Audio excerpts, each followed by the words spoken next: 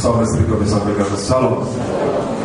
Salam sejahtera bagi jemaat Tuhan yang beribadah.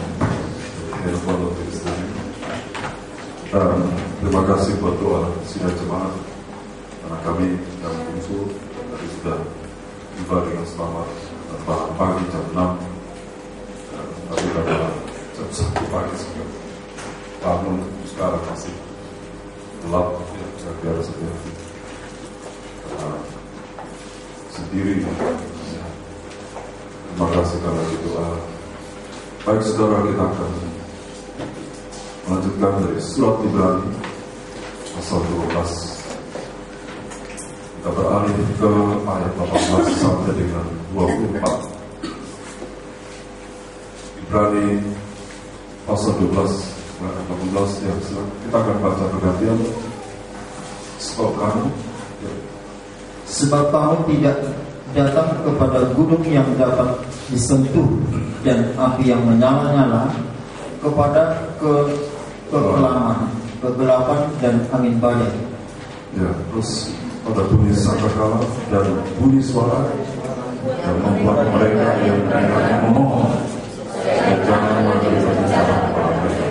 Ya, terus Sebab mereka tidak tahan mendengar perintah ini. Bahkan jika binatang pun yang menyentuh gunung, ia harus dilempari dengan batu. ya, sangat memberikan pemandangan sehingga misalkan aku sangat ketakutan dan sangat ketakutan. Ya.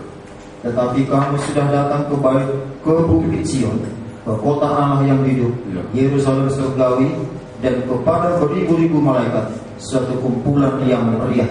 Ya, dan kepada jemaat anak-anak suruh yang namanya ada di surga, dan kepada Allah yang menghuni semua orang, dan kepada roh-roh yang benar, dan kepada Yesus, pengantara perjanjian baru, dan kepada darah pemercikan yang berbicara lebih kuat daripada darah Habel. Ya, terima kasih saudara. Dan kita mau perhatikan nanti tentang jemaat anak-anak sulung yang namanya berdaftar di surga. Ya, di dalam Bukit masih disiapkan ayat 22 dikatakan, tetapi kamu sudah datang ke Bukit Sion, ya, Yerusalem baru. Ya, jadi bukan ke Gunung Sinai, bukan ke Mount Sinai lagi, tapi ke Bukit Sion. Jadi bukan di timur tengah lagi, tetapi mengarah ke yang kekal rohani, surga sana. Ya, mungkin bisa di 22. Ya, ini mas. But ye are come unto Mount Zion, and unto the city of the living God, the heavenly Jerusalem, and to an innumerable company of angels. Ya, satu kumpulan itu baru malaikat. Ya, itu baru malaikat-malaikat. Yang 23, yang Inggris masih tidak apa-apa. To the general assembly Besar, satu kumpulan fellowship yang besar sekali. and church of the firstborn, which are written in heaven, and to God the judge of all, and to the spirits of just men made perfect. Ya, roh-roh yang sudah menjadi sempurna. Dengan ayat 24 itu adalah inti, ya, Tuhan sebagai perantara, kurban pendamaian. Kalau tidak, maka tidak bisa. Jangankan ke Yerusalem baru, ke Gunung Sinai saja dasar. Mendengar suara Tuhan bagikan hilang. Kita punya kita mendengar petir sekali, 2 kali, 3 kali yang menggelegar terus sampai bergetar kaca itu sudah darah Yesus. Waduh, tak siapa lagi disebut. Ini sambung menyambung terus petir sampai puncak Gunung Sinai itu membara. Karena Allah itu api yang menghanguskan dan ada awan kelam, ya, yang pekat, yang gelap, dan dari situ petir keluar. Saudara bisa bayangkan dari awan yang gelap itu tiba-tiba keluar petir menyambar. Maka tidak mengerikan. Gunung Sinai itu saya belum pernah, hanya melihat tayangannya. itu terdiri dari gunung-gunung batu, ya, gunung batu, yang dingin sekali di sana, semacam kumpulan, ya. Bayangkan gunung batu saja bisa gemetar. Bagaimana tuh kerasnya suara Tuhan.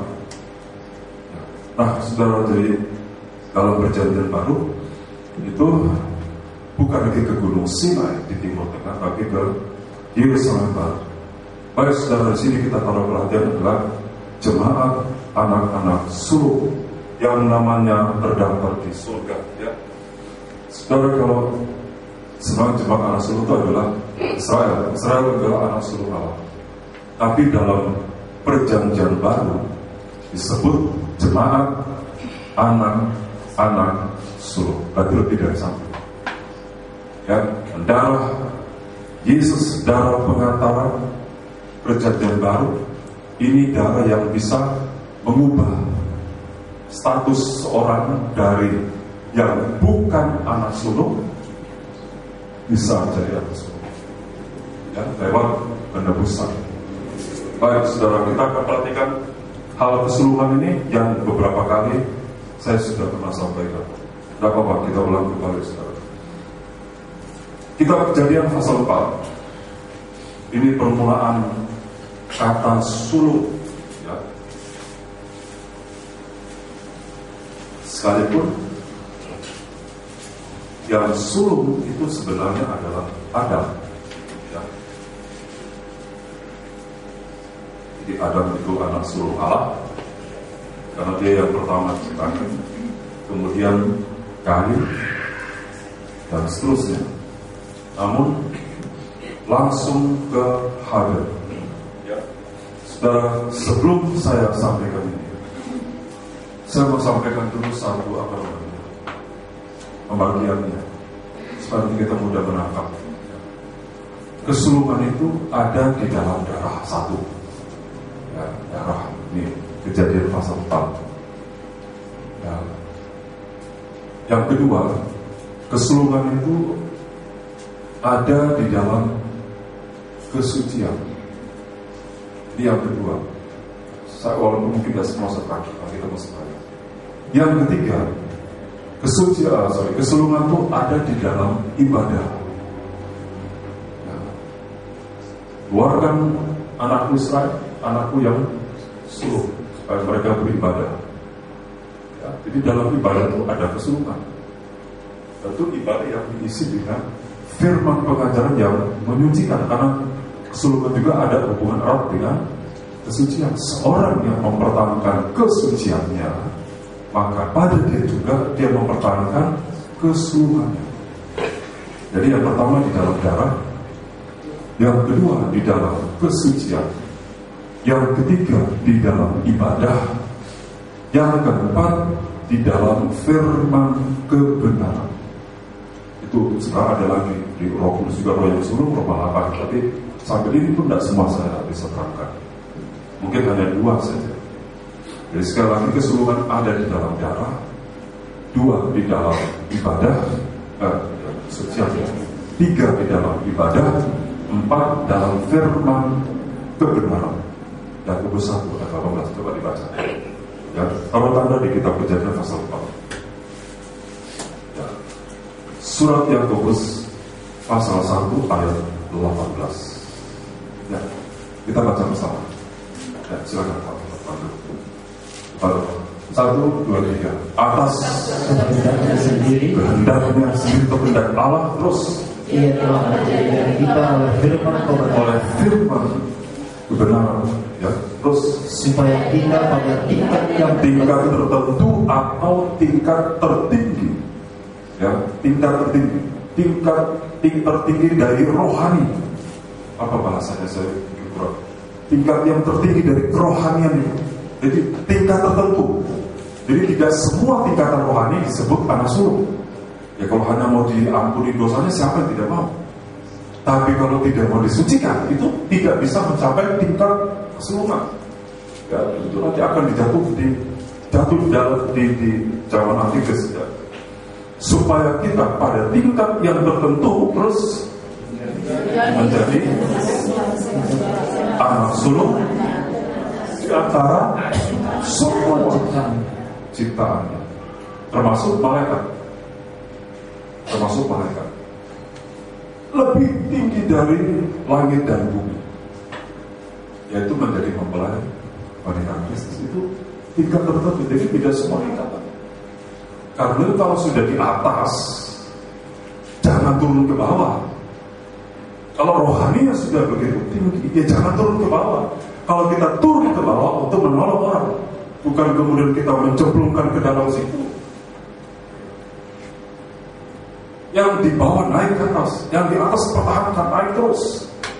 Sekarang kalau kita turun untuk menolong. Ya, amin. Kalau kita mengagumi dan membanding-bandingkan, ini orang yang belum mencapai tingkatan yang sesungguhnya.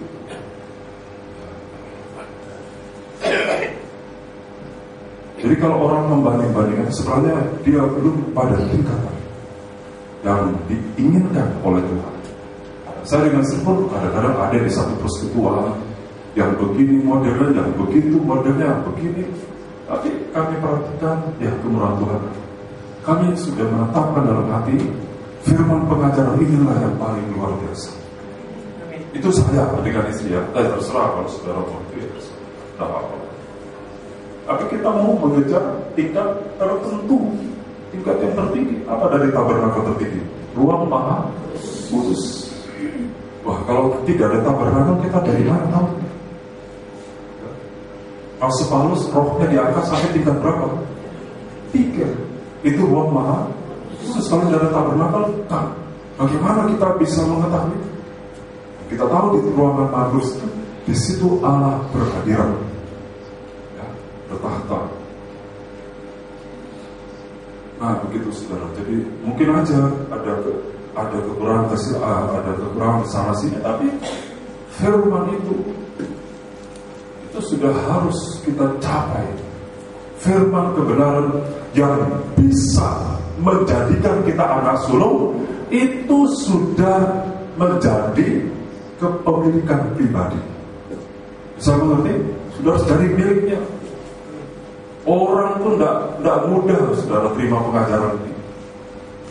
Tidak mudah, karena pengajaran ini menyalipkan daging, mengikis dosa habis, ya, tapi bukan mematikan, tapi memisahkan.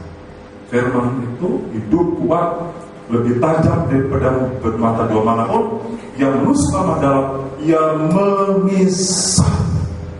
Betul? Bukan membunuh, membinasakan, tapi memisahkan. Itu dari dulu. Sistem pemisahan itu sudah dari dulu Allah ciptakan terang, udah Allah pisahkan dari terang. Jadi dari dulu itu sudah begitu sistemnya. Tuhan bilang pisahkan diri, namanya kudus. Tidak mengecilkan penginjilan dan sebagainya, tapi kita sudah ini waktu sudah berjalan terus. Nanti kalau kita banyak mendengar, kita akan bingung. Kemana kita mau? Tapi saudara dikembalikan ke hati nurani. Ada atau tidak saudara punya pengalaman dengan firman kebenaran ini yang sudah mengangkat saudara pada status sulung? Kalau betul-betul saudara saya punya pengalaman, genggam itu. Iblis tidak mencuri harta saudara. Iblis mencuri benih dari dalam, agar kita tidak percaya lagi. Itu firman sudah mengatakan. Ya, mari sekarang kita lihat. Satu, kesucian itu ada di dalam darah. Kejadian 4 ayat 4 yang bisa yakin. Ya. Ayat 2 lebih dulu. Silakan. Selanjutnya dilahirkannya Habel adik Kain, dan Habel menjadi gembala kambing domba, Kain menjadi petani. Setelah beberapa waktu lamanya, maka Kain mempersembahkan sebagian dari hasil tanah itu kepada Tuhan sebagai korban persembahan. Ya, ada kata sebagian. Padahal dia anak sulung. Ya. Ayat 4. Habel juga mempersembahkan korban persembahan dari anak sulung kambing dombanya, yakni lemak-lemaknya, maka Tuhan mengindahkan Habel dan korban persembahannya. Sekali lagi, bukan Tuhan menolak persembahan hasil tanah, ladang, tidak. Tapi pada masa itu, pada saat itu, ya nanti imamat juga mengatur persembahan 10 hasil padan. Tapi pada masa itu, Tuhan hanya menemukan kata suruh di dalam kurban yang berdarah. Yang berdarah atau yang bernyawa. Kenapa, saudara? Katakan lemak-lemak korban yang berdarah, kalau dibakar berbau harum. Tapi kalau korban, katakanlah bukan mengecilkan ya, ini satu korban ini ya, ladang gandum dibakar, mana lebih harum? Bakar ladang atau bakar lemak? Ya, saudara juga sudah bisa ngiler. Dulu saya waktu masih baru-baru menginjil ya, umur 22, itu di Jakarta Selatan, Cinere, saya melayani situ sebagai pengerja. Itu banyak pelihara B2. Saya sampai minta minyak B2 enak dalam botol. Ya, cuma ada, oh ini untuk siapa nih? Ini untuk rumah. Apa ini? Minyak B2, minyak saja. Wah. Jadi kalau saya tulis kamu itu pakai kencang. Hanya itu aja. Enak banget. Sekarang bisa darah tinggi, bisa onal. Dulu masih muda. Ya. Di dalam lemak, keseluruhan ada di dalam darah yang bernyawa. Saudara, dalam Surat Tabernakel pasal 4 kitab Kejadian adalah mezbah korban bakaran yang digenapi oleh korbannya Kristus. Ya, mezbah paling bawah. Ada orang itu mobil mezbah korban bakaran yang sekarang digenapi oleh korbannya Kristus. Ya, ini. Mari kita lihat Roma pasal 3. Surat Roma pasal 3. Ya, saya usahakan bisa sampai nanti pada poin yang kedua. Roma 3 ayat 23. Ya, tolong dibaca.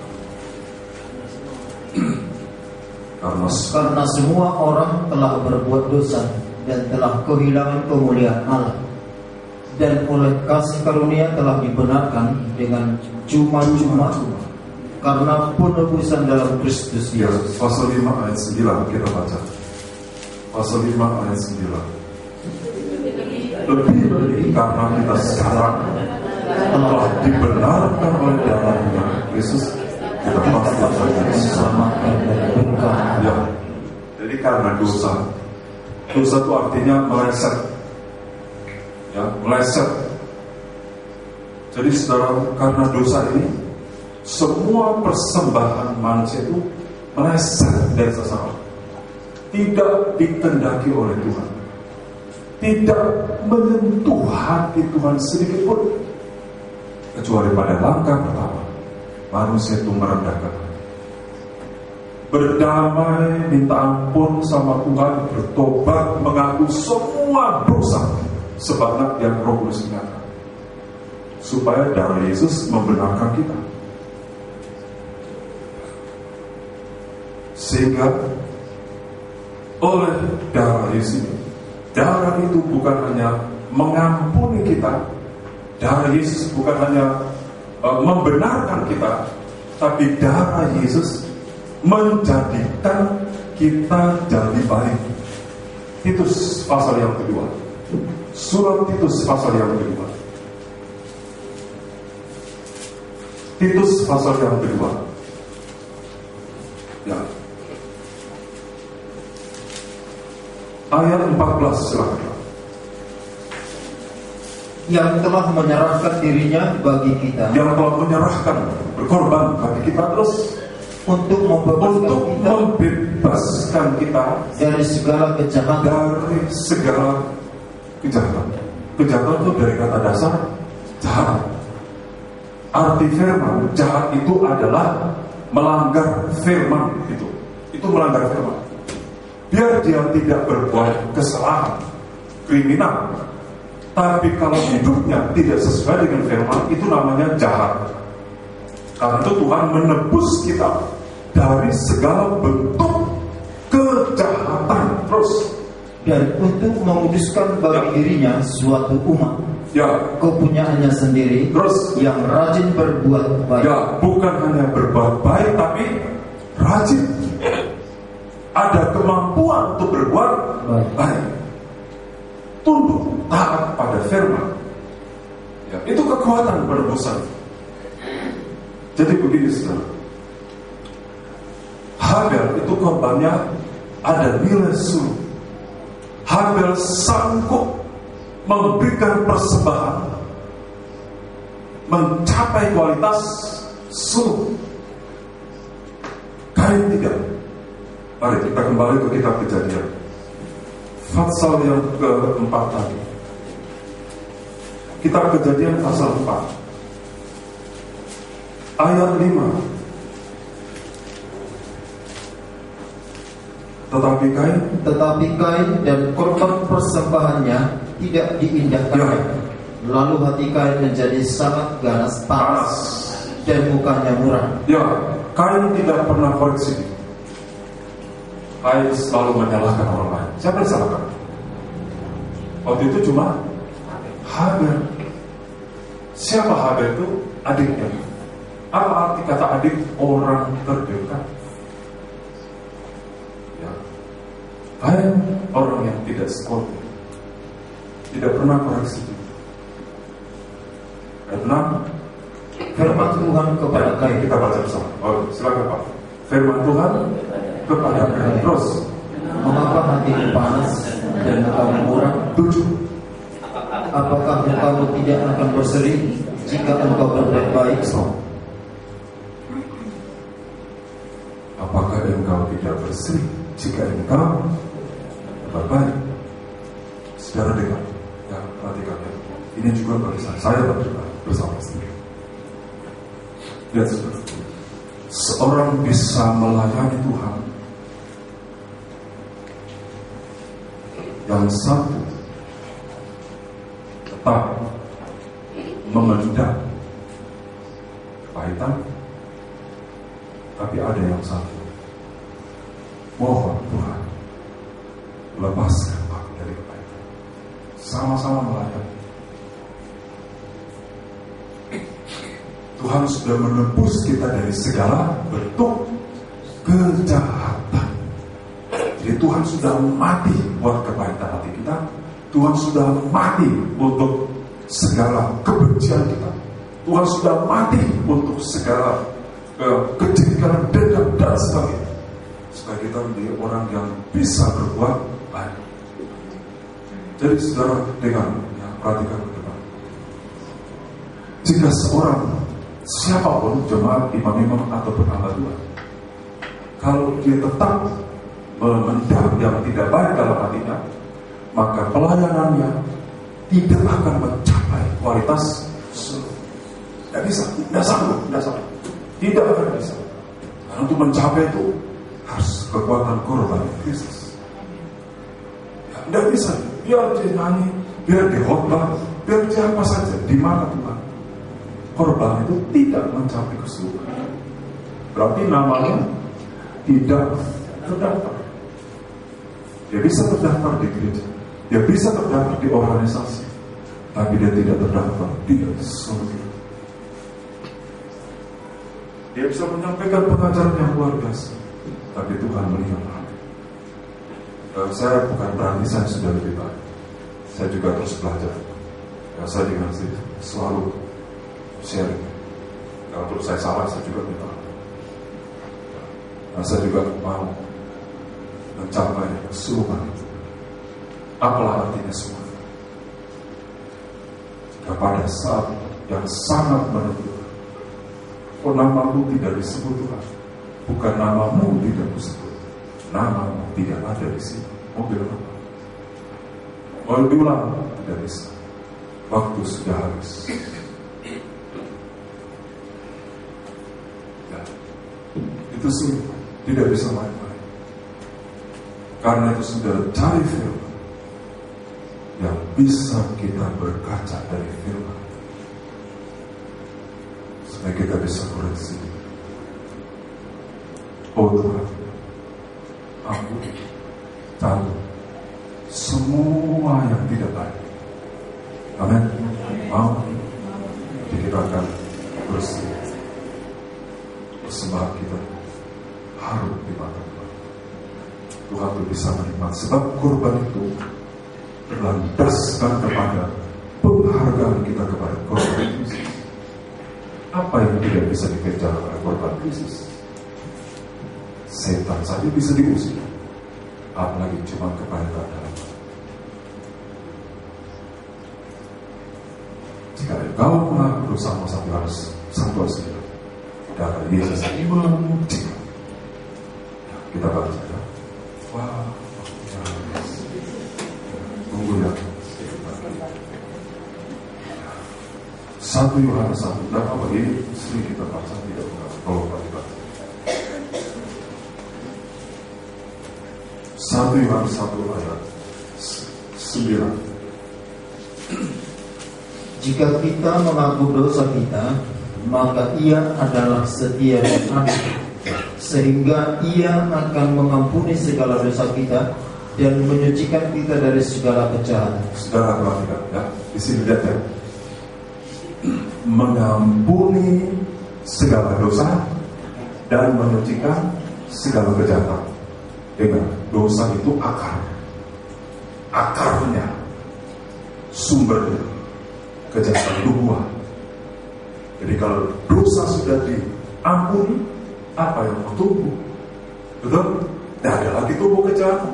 Akarnya sudah bukan hanya ditebang, dicabut. Jangan kita keraskan hati.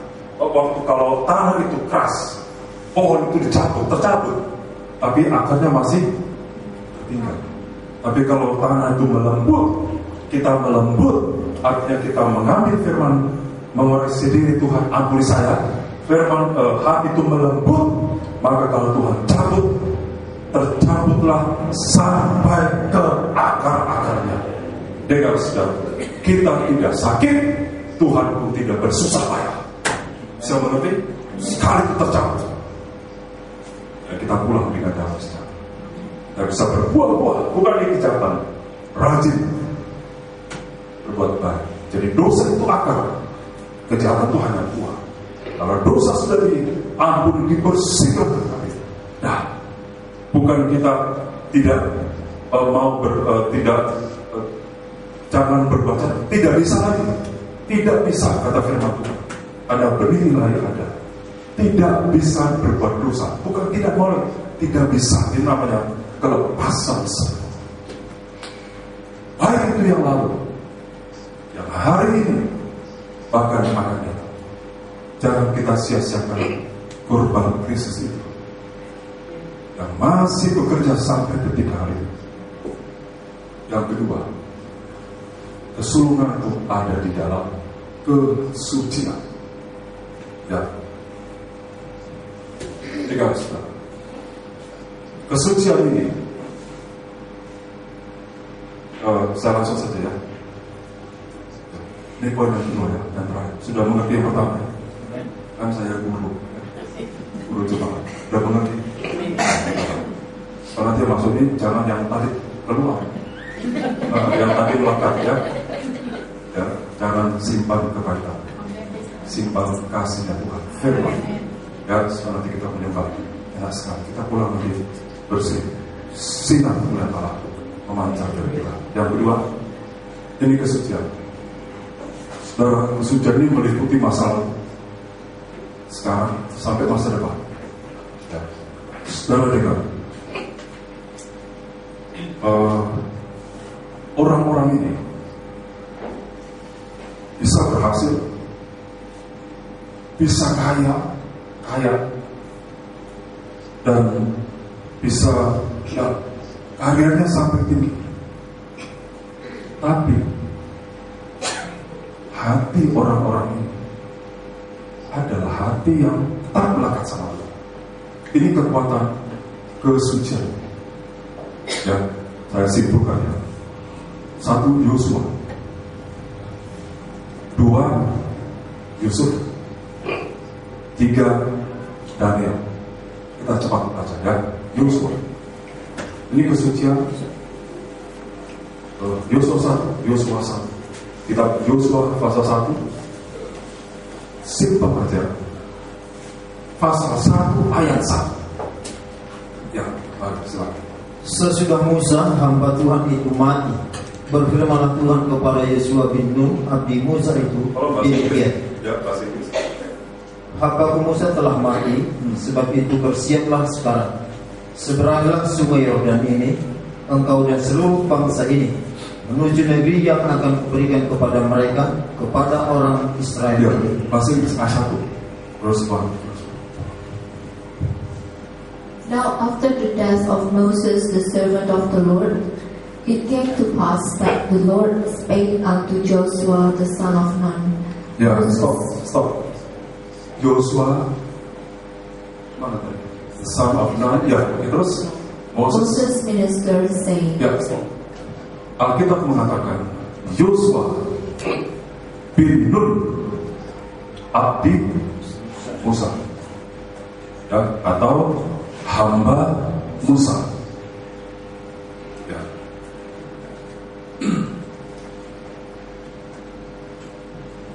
Kesucian dalam Yosua ini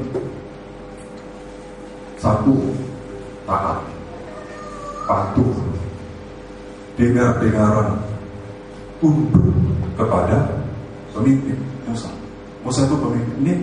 Ini kesucian dalam bentuknya. Jadi Yosua kita sudah tahu ceritanya, tidak pernah membangkang, betul? Tidak pernah.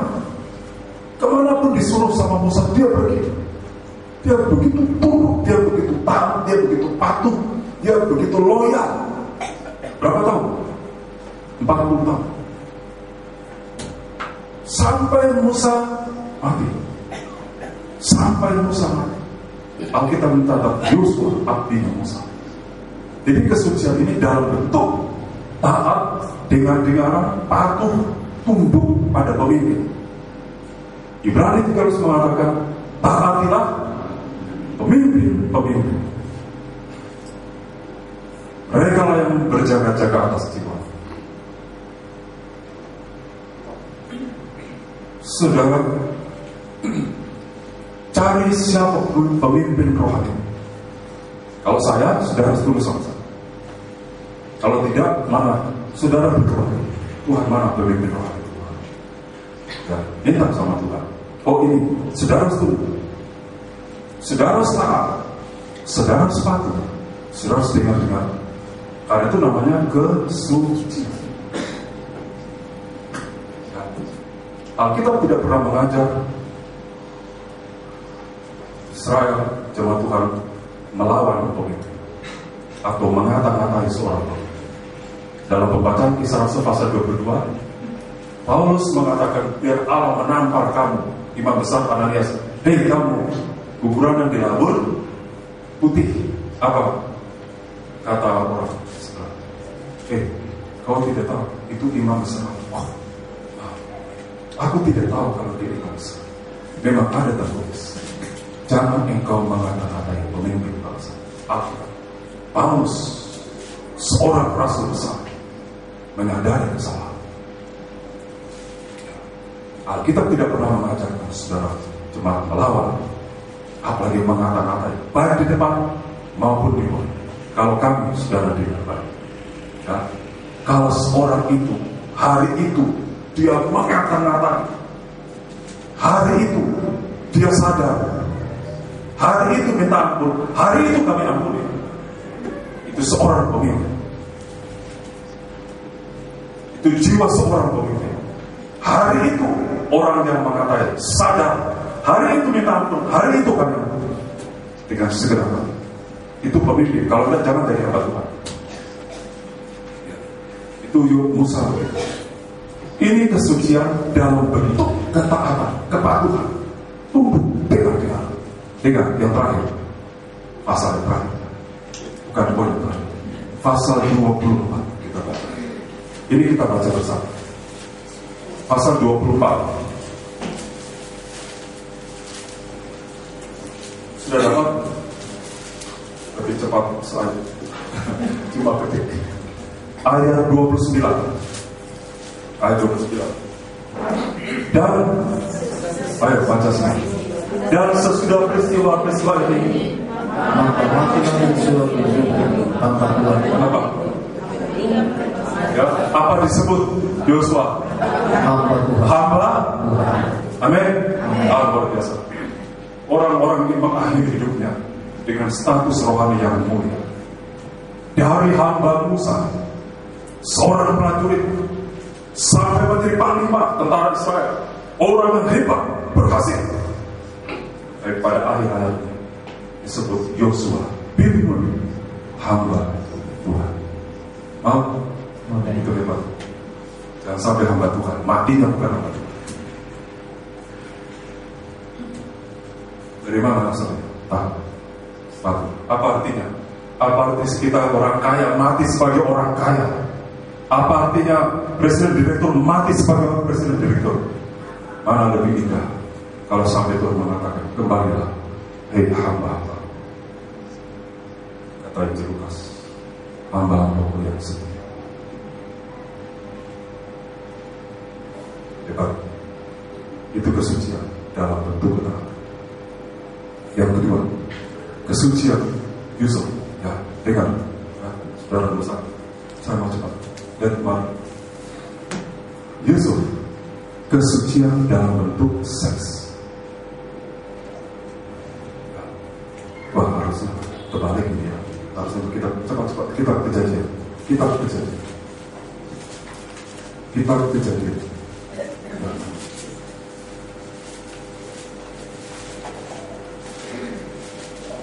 Pasal 41 ayat 45. Tolong kita. Kita kerjakan pasal 41 ayat 45. Lalu Firaun menamai Yusuf Zafnat Paneah. Ya, stop. Serta memberikan Asnat anak Potifera Ya, imam Dikon kepadanya menjadi istrinya. sebagai istri. Ayat 50 kita baca. Sebelum datang tahun kelaparan itu, baca. Lahirlah bagi Yusuf dua orang anak laki-laki yang dilahirkan oleh Asnat anak Potifera imam Dikon. Pasal sebelumnya Yusuf diajak berbuat dosa seks bertolak. Dengan saudara, Yusuf menggunakan seks tepat pada waktunya dan saat Tuhan izinkan. Bisa mengerti? Ini dia menikah dan punya anak, tapi dia menggunakan itu pas waktu. Jangan gunakan sebelum atau di luar nikah. Saya tidak bicara yang lalu, saya bicara sekarang. Supaya saudara mempersiapkan diri betul. Ini kesucian dalam bentuk seks. Yusuf menggunakannya dengan baik, tepat pada waktu. Bagi kalian yang sedang bertunangan, kesucian itu ada, kesulungan ada dalam kesucian. Dan satu tawaran iman katakan, kesulungan itu jatuh kepada Yusuf yang mempertahankan kesuciannya. Dia menggunakan seks itu pas waktunya. Dan di saat Tuhan mengizinkan, tidak berdosa, malah itu suci. Seks itu bukan dosa.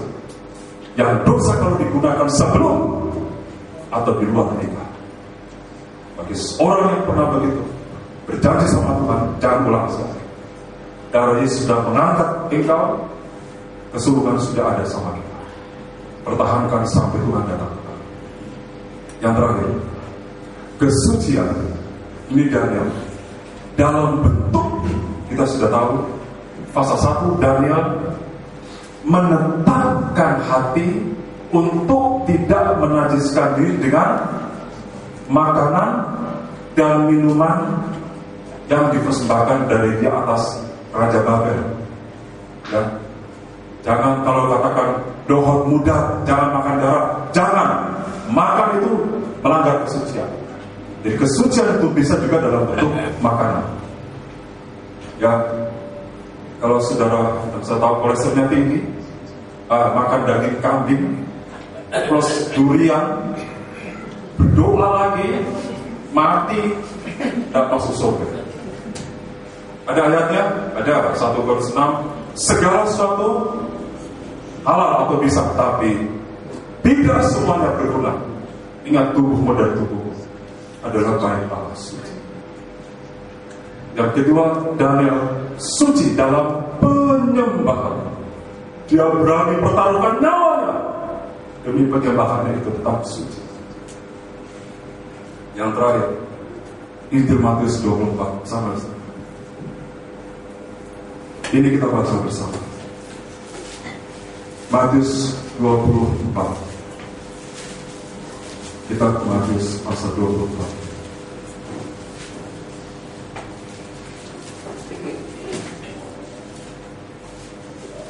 Ayat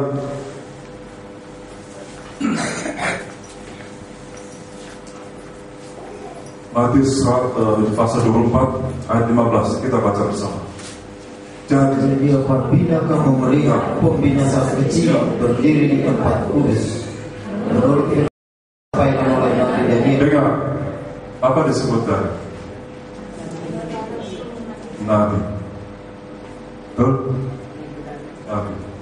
Orang Daniel tadi bukan Nabi, tapi ayat mengatakan Daniel menyelidiki firman nubuatan.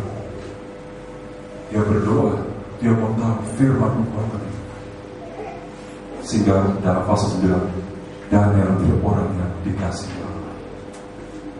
Itu kedudukan yang tinggi. Disertai kekayaan kemuliaan, Daniel tetap memiliki hati yang mau tahu firman.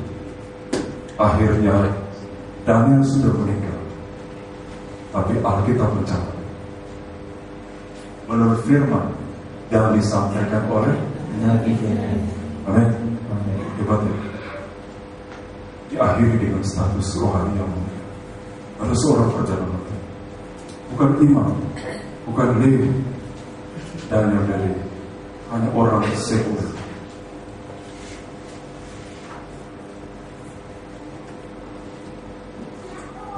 Kita kembali kesimpulan, kembali kepada jemaat anak Rasul. Ya, waktunya habis, langsung saja kita tutup. Ambil waktu untuk seperti orang-orang mengakhiri hidupnya dengan status. Amin. Oke, satu verse.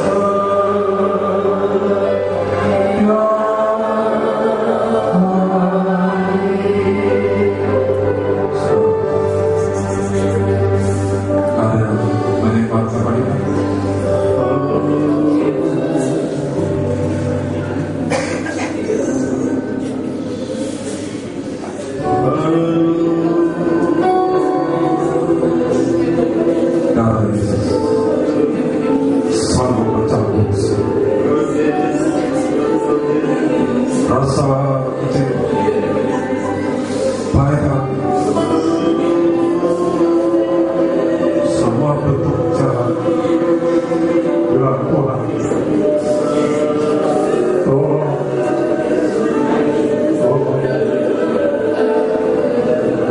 kami sampaikan agar ibadah kita bersebar mencapai ke seluruh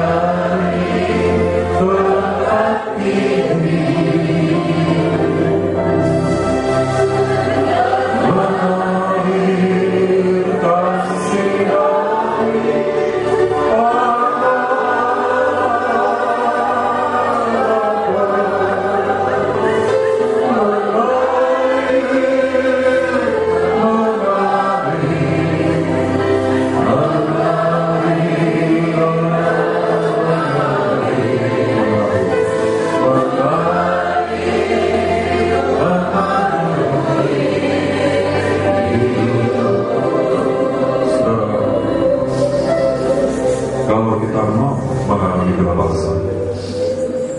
Coba saudara-saudara kita dari seberang mengatakan, mohon maaf lahir batin. Masa kita tidak bisa berbuat begitu? Harusnya kita mengatakan, maafkan saya. Jangan katakan saya ampuni. Katakan juga, maafkan saya. Selesai, pasti selesai. Kasih Allah itu akan melimpah. Roh kita akan diangkat melimpah. Mari kita bangkit berdiri, pelan-pelan.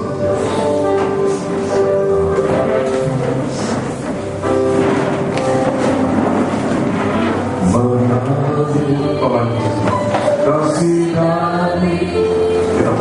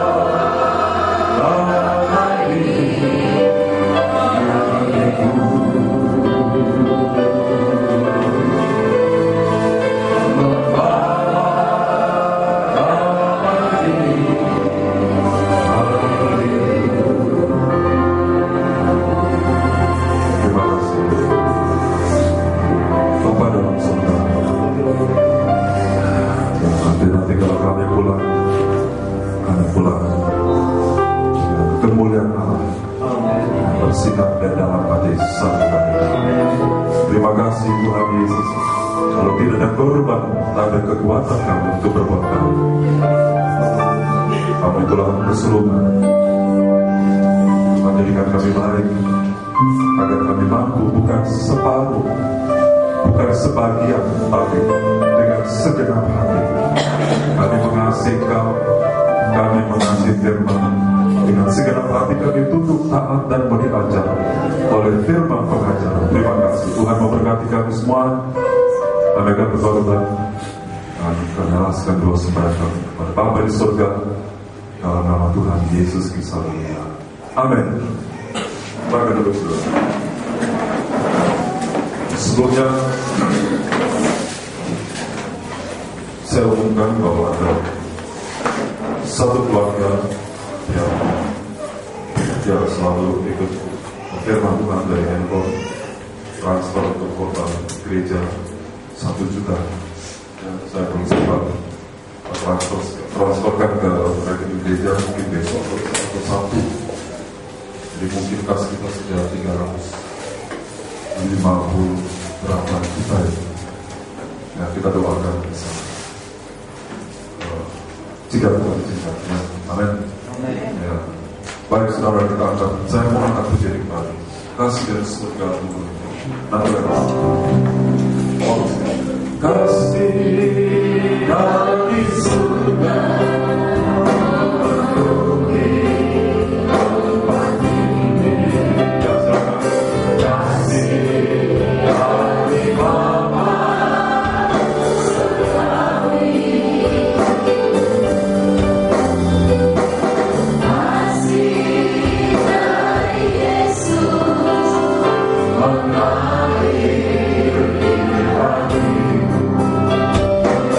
Oh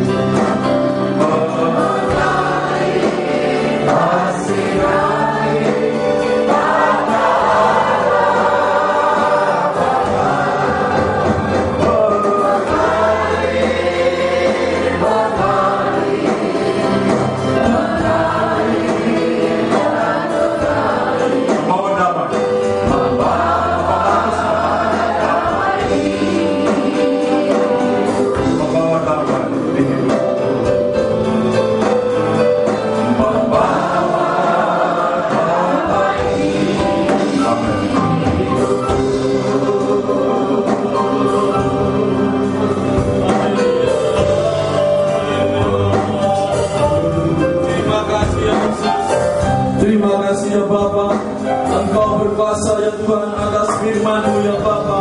Kami akan saling mengampuni ya Yesus. Kami saling mengatakan ya Tuhan, hanya Engkau ya Tuhan yang bisa meredakan.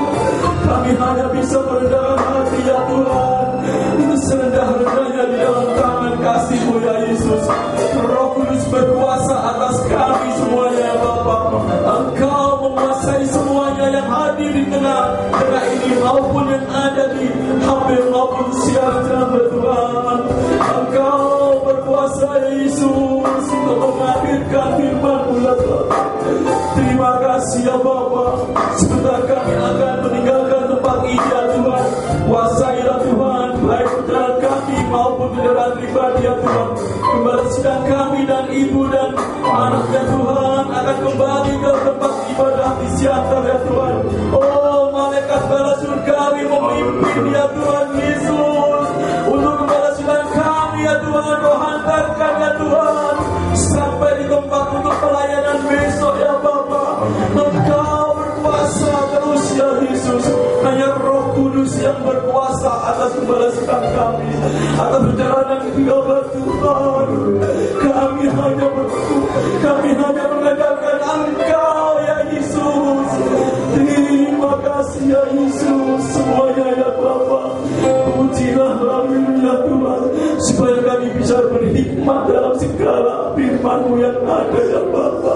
Supaya kami bisa berdoa. Engkau sungguh dahsyat ya Yesus.